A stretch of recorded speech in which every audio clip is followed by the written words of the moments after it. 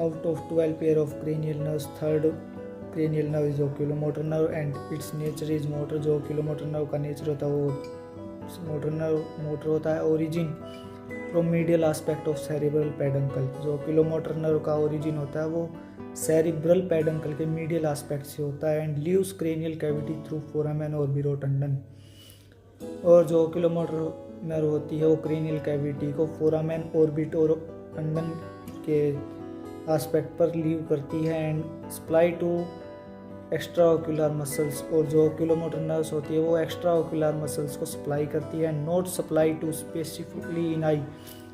oculomotor nerve जो कि आँख के अंदर ऐसे पार्ट जिसको सप्लाई नहीं करती, पहला होता है superior oblique muscle and lateral rectus muscle.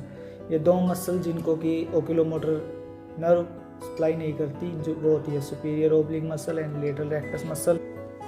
oculomotor nerve carries preganglionic parasympathetic efferent fibers to ciliary ganglion। जो oculomotor nerve होती हैं वो प्रीगैंग्लियोनिक पैरासिम्पैथेटिक इफेरेंट फाइबर्स को कैरी करती हैं और सीलियरी गैंग्लियन तक पहुंचा देती हैं।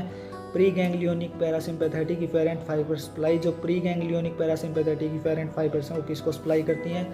Sphincter muscles of iris and ciliary muscles. जो प्रीगैंग्लियोनिक पैरासिम्पैथेटिक इफेरेंट फाइबर्स है वो स्पिंचर मसल्स, आइरिस के स्पिंचर मसल और सीलियरी मसल के स्पिंचर मसल्स को सप्लाई करती हैं। Ptosis lesions on the nucleus of oculomotor nerve cells leads to ptosis. Ptosis एक ऐसी कंडीशन है जो कि oculomotor nerve cells के जो न्यूक्लियस है उसके ऊपर लेसिन्स बन जाते हैं जिसके कारण पोटोसिस हो जाती है। Ptosis sign is drooping of upper eyelid. Ptosis का एक क्या साइन है? Drooping of upper eyelid. जब भी एनिमल्स के अंदर दिखाई देती है तो उसका मतलब है कि उसे पोटोसिस है। Ptosis abnormal protrusion of eyeball. Eyeball के नॉर्मल प्रोट्रूजन से अलग एबनॉर्मल प्रोट्रूजन का जो कंडीशन होती है उसे हम प्रोपोटोसिस कहते हैं। डायप्लोपिया डबल विजन की कंडीशन को हम डायप्लोपिया कहते हैं। 12 क्रेनियल नर्व्स के अंदर जो फोर्थ क्रेनियल नर्व है वो है ट्रोक्लियर नर्व।